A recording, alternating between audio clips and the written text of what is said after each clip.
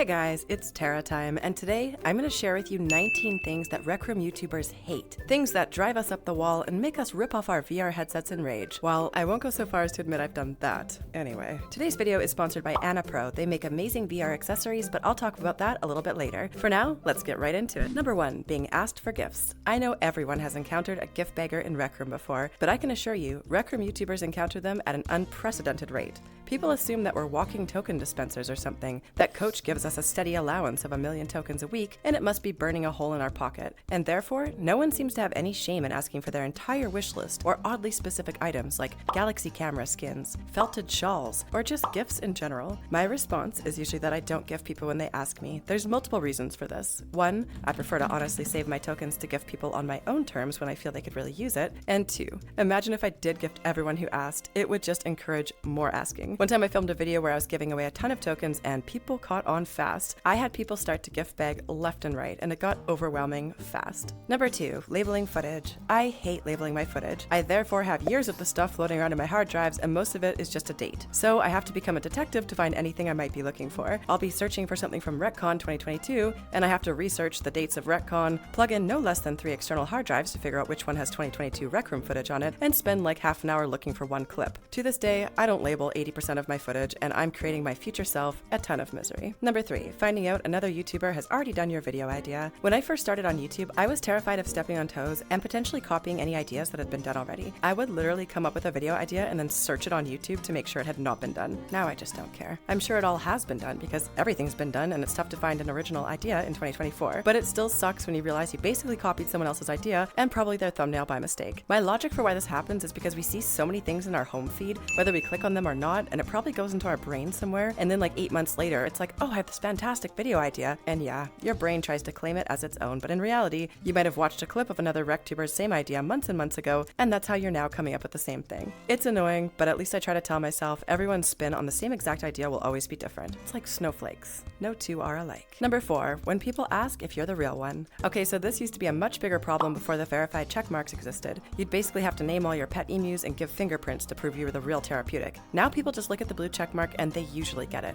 Usually. Then there are those who don't understand this and are still in denial, and everyone around them has to explain that yes, they are the real RecTuber because of that checkmark. Can't you see? They're verified. All the while, I'm just standing there awkwardly thinking, I wish I was eating pizza, not having to justify my existence to a group of strangers. Number 5, being asked if you're recording. I can't really exist in Rec Room without someone demanding to know if I'm live streaming, making a video, or just recording in general. I'm not sure if it's straight up curiosity, they aren't sure how to otherwise spark a conversation, or they're trying to glean information on whether or not this means they are now going to be in a potential video. Either way, it's a constant reminder that you're not just a regular Rec Room player when this happens, especially when answering, no, I'm just hanging out, seems to lead to them emitting a disappointed, oh, okay. Number 6, people showing up late to film. Probably one of the things I hate most as a RecTuber is late people. I mean, that's not just a YouTube specific thing, but in life. I get anxiety waiting and I can't just involve myself easily in other tasks. I sit there cursing them and wondering why they're not there. So of course, RecTubers who are ready to film and are sitting there in VR in their dorm waiting on a friend get agitated pretty quickly. I didn't realize my headset was dead. Rec Room has to do a 20 gigabyte update. Sorry, my mom just walked in with my Taco Bell order. Are all excuses that make you sigh and wish everyone was more organized. By the time they show up to film, you don't even want to do it anymore since your energy is half what it used to be. I might be a diva. Number 7, being asked to be in a video. Another incredibly common and honestly slightly annoying scenario that happens endlessly is people asking to be in a video. It can be some random kid in the rec center who I've never seen before in my entire life, or some random person in my comments section who I've never seen before in my entire life, or some random Rec Room DM from someone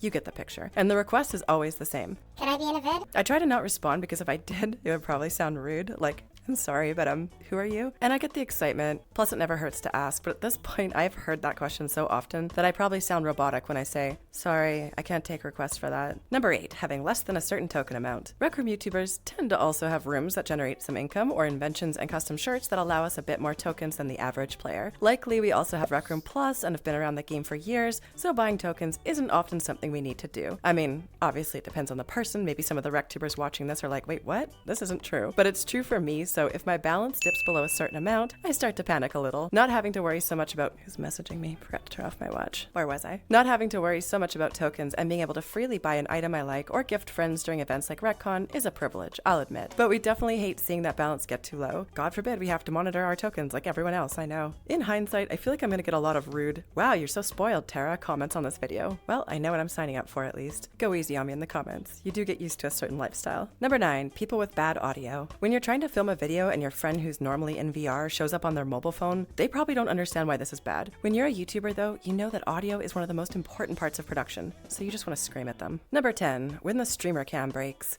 I don't know why the streamer cam is so temperamental, but it definitely can be. If you have to open it in Golden Trophy and you unlock the door to the next level, sometimes that thing just refuses to join you. It's stuck, unable to be recalled from the previous act, and now you have to make 2 choices. Either keep going with the gameplay but switch to point of view, or restart the entire quest. It's a Rec Room YouTuber frustration that's been going on for years. Don't even get me started on having the wrong settings, realizing you had the light off when you were filming in a dark room, or the audio settings set to players' ears instead of the streamer camera. That one happens to me way more often than I'd like to admit. Before we keep going with this list, I want to mention today's sponsor, ANNAPRO. We need to talk about the best accessory you need for your Quest 3. Because let's face it, the battery life on the Quest can be pretty lacking. ANNAPRO has you covered with their new battery pack headset for the Meta Quest 3. Weighing only 0.7 pounds, this strap is built for comfort, meaning you'll forget it's even there because the weight is so evenly balanced. The innovative helmet-style design really makes all the difference. My friend and I were in VR for over an hour yesterday, and I was still gaming in perfect comfort in the ANNAPRO head strap while they were complaining that their face hurt without one. I felt bad. Usually the Meta Quest has just over an hour of battery life, but with this must-have accessory, you can now keep playing VR for hours without worrying that your headset is about to die. Did I mention the 180-degree flippable hinge? You can adjust the angle without ever taking your headset off. Perfect for those quick snack breaks.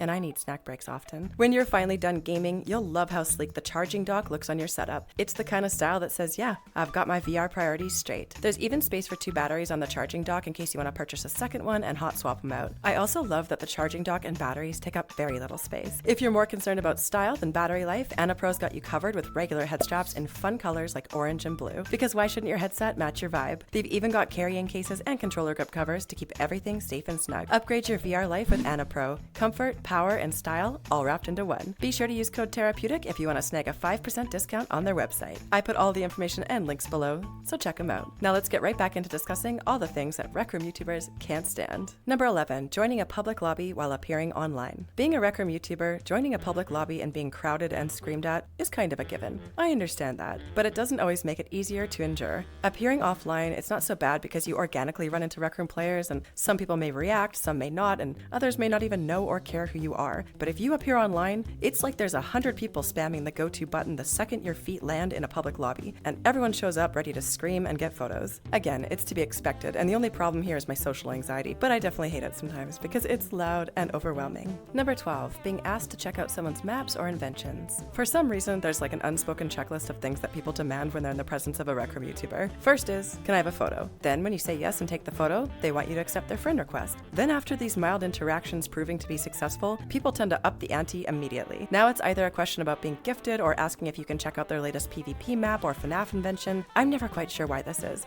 I'm assuming it's because maybe if I check out their game, I'll make a video on it and they'll get insta-famous, even though that's not really how it works. Or perhaps I'll get a photo in their map cheered to the top of RecNet, or maybe they just genuinely want to share their excitement over the map they procured. I should probably stop thinking the worst of everyone's intentions. Regardless, the reason I hate being asked to check out maps and inventions is because I'm often being screamed at over a sea of people in a public lobby, and I don't have a pen near me to write down the name of whatever map it is, and even if I manage to write it down, finding the time to go explore it is another matter entirely. Sometimes I just have to admit defeat and say I will try to check it out, knowing that I probably will never be able to do so. Number 13, people telling you they use someone else's code. Oh, this one annoys me so much. I get that people can be blunt and they're not trying to be rude, but sometimes, I swear, people will run up to me and say openly, I'm sorry, I don't use your code because I use Slat's code. I didn't ask, but good for you, I want to say. Or they send me a gift box with film that says, you're my favorite RecTuber in the whole world, and I open their profile to cheer them and they support BVR. I'm probably just petty, but I hate those moments. Number 14, group chats. You know, group chats and their ability to add you forcefully against your own will was one of the most annoying things about checking Rec Room DMs. Recently there's a feature so that you can disable it, but I wanted to whine about it anyway because it went on for way too long. I'd see a laundry list of people being added, then leaving, and the remaining people either being confused or trolling and being toxic. It was awful. Number 15, people asking if you hate other Rec Room YouTubers.